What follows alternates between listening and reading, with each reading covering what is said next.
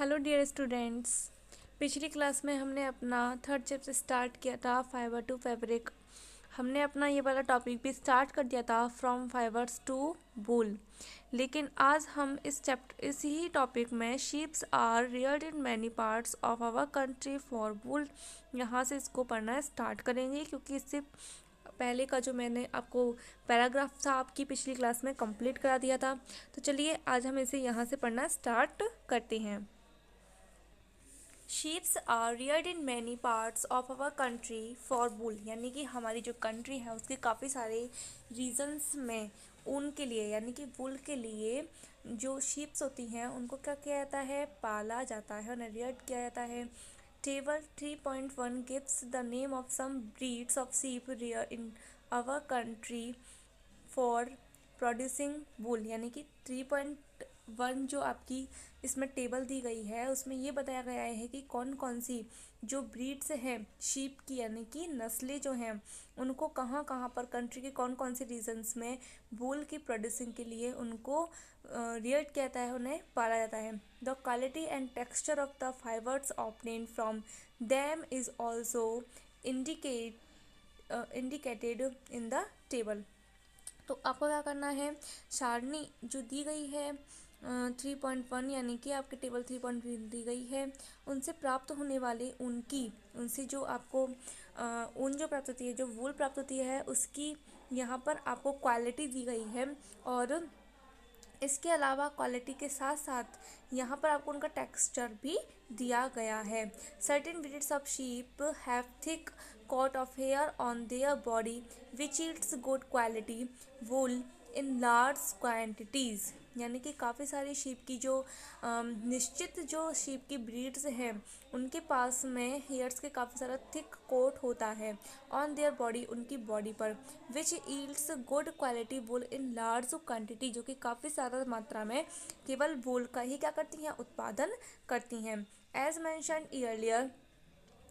These sheeps are selectively breed, यानी कि जैसे कि आपको इसमें इसके बारे में पहले ही बताया गया है कि इन शीप्स को हम सेलेक्टिवली ब्रीड के द्वारा ही क्या करते हैं, प्राप्त करते हैं with one parent wing a sheep of good breed, इसलिए जिनमें से एक जनक जिसकी अच्छी नस्ल की यानी कि अच्छे ब्रीड की क्या होती है, शीप होती है, उसके द्वारा उसे सेलेक्टिवली ब्रीड के द्वारा उसको क्या किया जाता है, बनाया जाता है। Once the rear sheep have developed a thick growth of hair is shaped off for getting wool, यानी कि जब जो शीप आपके द्वारा रियड की गई है उसे जो यानी कि पाली गई है उसके पास में काफ़ी सारे क्या होती हैं, developed of a thick growth of hair, उसके पास में हेयर्स की एक थिक ग्रोथ होती है, वो विकसित होती है। Hair is shaped off for getting wool, और उस उनको प्राप्त करने के लिए यानी कि वूल को गेट करने के लिए, प्राप्त करने के लिए उसके हेयर्स को क्या किया जाता है, शेप किया जाता है, काटा जाता है। प्रोसेसिंग फाइबर्स इनटू वूल, वूल में फाइबर्स की प्रोसेसिंग कैसी होती है, यानी कि ऊन जो फाइबर्स होते हैं उनसे वूल को चेंज कैसे किया जाता है, या वूल को फाइबर्स के द्वारा किस तरीके से बनाया जाता है, अब हम इस प्रोसेस के बारे में स्टडी करेंगे। चलो स्टार्ट करते हैं। The wool which is used for knitting sweaters or for weaving shawls is the finished product of a long process, यानी कि आपने देखा होगा कि स्वेटर को बुनना और शॉल बनाने के लिए उपयोग जो जिस ऊन का हम क्या करते हैं, यूज़ करते हैं, वो एक लॉन्ग प्रोसेस के द्वारा हमको क्या होती है, प्राप्त होती है, एक लॉन्ग प्रोसेस के द्वारा प्राप्त हमको प्रोडक्ट होता है, ठीक है। Which involves the following steps, और इसको प्राप्त करने के लिए यानी कि उस वूल को प्राप्त करने के लिए हमें काफ़ी सारे स्टेप्स से होकर के गुजरना पड़ता है, और वो कौन कौन से स्टेप हैं, चलिए हम उन्हें स्टडी करते हैं। समझ रहे हैं ना आप, यानी कि जो स्वेटर्स हम बुनते हैं यानी कि निटिंग स्वेटर्स को बुनने के लिए, और वीविंग सॉल्स यानी कि सॉल्स को बनाने के लिए जिस प्रकार की हम वूल का यूज़ करते हैं, वो सभी जो प्रोडक्ट होते हैं वो हमें एक लॉन्ग प्रोसेस के द्वारा ही प्राप्त होते हैं, यानी कि जो कहने की बात ये है कि जो वूल होती है वो एक लॉन्ग प्रोसेस के द्वारा फाइबर्स से बनाई जाती है। अब हम इसकी प्रोसेस को पढ़ते हैं कि कौन कौन से प्रोसेस होते हैं। Step first, the fleece of the sheep along with a thin layer of skin is removed from its body. सबसे पहले क्या होता है कि जो सीप्स के जो हेयर्स होती हैं उनको उनकी स्किन से एक थिन लेयर के रूप में हटा लिया जाता है। The fleece of the sheep यानी कि उनकी जो हेयर्स होते हैं, फ्लीस यानी कि शीप की जो हेयर्स होते हैं उन्हें फ्लीस कहा जाता है। उनको उनकी लेयर्स, स्किन की लेयर के साथ में एक थिन लेयर के साथ में उसको क्या करा जाता है, उनकी बॉडी से हटा दिया जाता है। This process is called sharing. तो उनकी जो यह जो प्रोसेस होती है वो क्या कहलाती है, शेयरिंग कहलाती है, यानी कि ऊन की कटाई कहलाती है। Machines similar to those used by barbers are used to shape of hair, यानी कि वो ही मशीन यूज़ की जाती है उनके हेयर्स को भी हटाने के लिए, जो कि बार्बर्स के द्वारा आपके बालों की कटिंग के लिए की जाती है। Usually hair are removed during the hot weather, यानी कि क्या होता है कि ज़्यादातर जो उनके हेयर्स होती हैं वो हॉट वेदर यानी कि गर्मियों के मौसम में ही उतार लिए जाते हैं। This enables sheep to survive without their protective coat of hair, क्योंकि इस समय में क्या होता है कि जो शीप होती हैं वो उस मौसम में यानी कि गर्मियों के मौसम में वो बिना हेयर्स के भी रह सकती हैं और उस टेम्परेचर को बिना हेयर्स के भी क्या कर सकती हैं, उस टेम्परेचर को उस बिना हेयर्स के ही वो सहन कर सकती हैं। This never sheep to survive without their protective coat of hair. The hair provide woollen fibres, ये जो हेयर्स होती हैं वो क्या प्रदान करती हैं, हमें वॉलन फाइबर्स प्रदान करती हैं। Okay, Pollen fibers are then processed to obtain pollen yarn, यानी कि इसके बाद क्या किया जाता है, उन्हें वॉलन यार्न में चेंज किया जाता है। Shearing does not hurt the sheep just as it does not hurt when you get a haircut or your father shapes his beard, यानी कि ऊन को निकालने के दौरान शीप को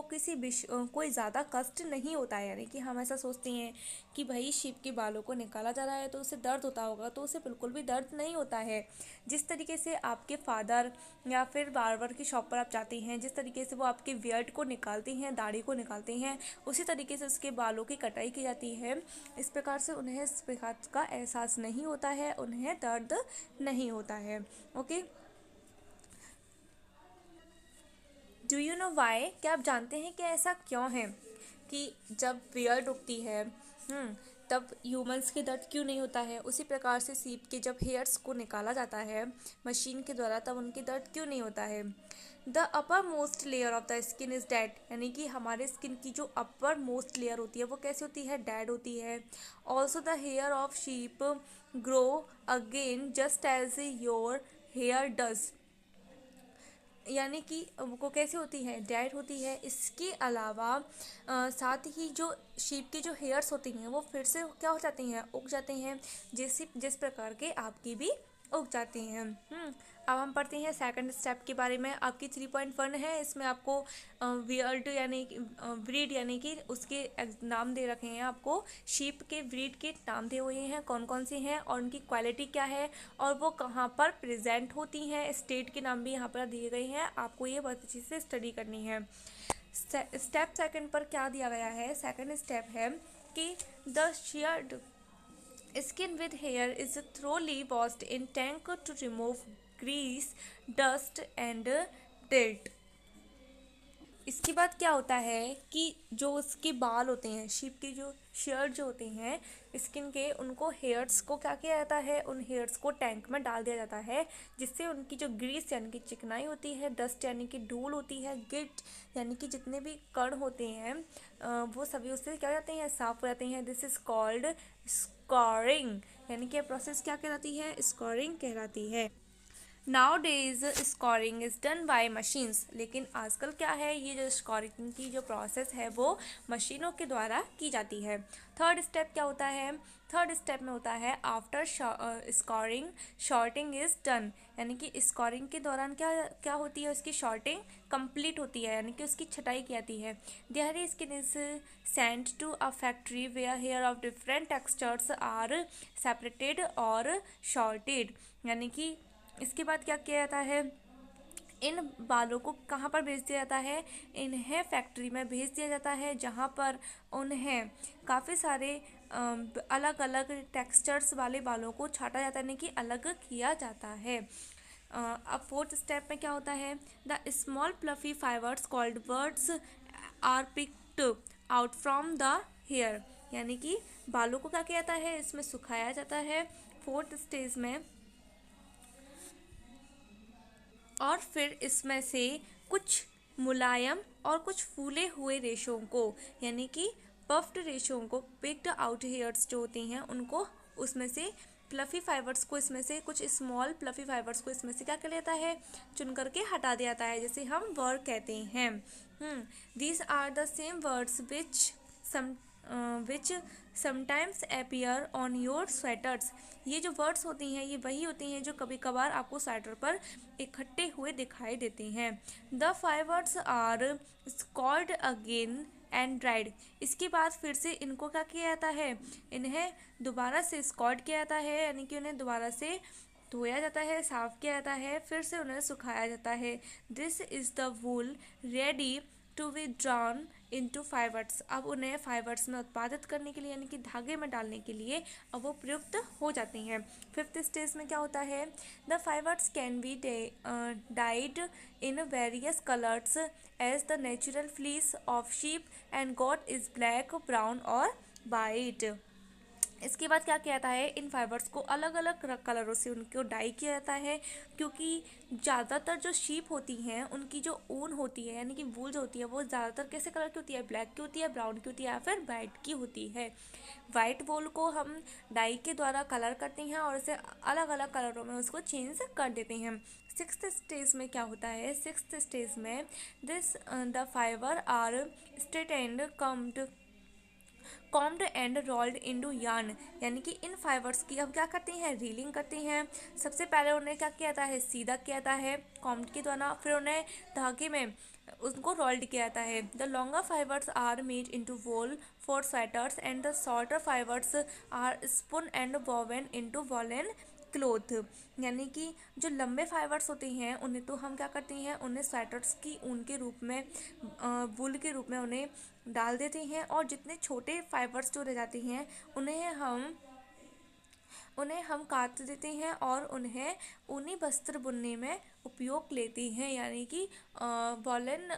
क्लोथ्स को वोवन करने के लिए, यानी कि बुनने के लिए उनको हम यूज़ में लेते हैं। ये यहाँ पर आपकी प्रोसेस दी गई है, देखिए क्या क्या दी गई है। सबसे पहली जो प्रोसेस होती है वो शीरिंग होती है, फिर स्कोरिंग होती है, फिर शॉर्टिंग होती है, फिर वर्ड्स की क्लीनिंग होती है, फिर डाइंग होती है, फिर उसके बाद रोलिंग होती है। ठीक है, ये सारी प्रोसेस होती हैं किस तरीके से हम एक फाइबर से एक बोल को बना सकते हैं। ठीक है, आपने आज तक ये स्टडी किया है। नेक्स्ट क्लास में हम आपकी सिल्क के टॉपिक के बारे में पढ़ेंगे। ठीक है, तब तक आप इसे यहीं तक ही स्टडी कीजिए। Thank you very much.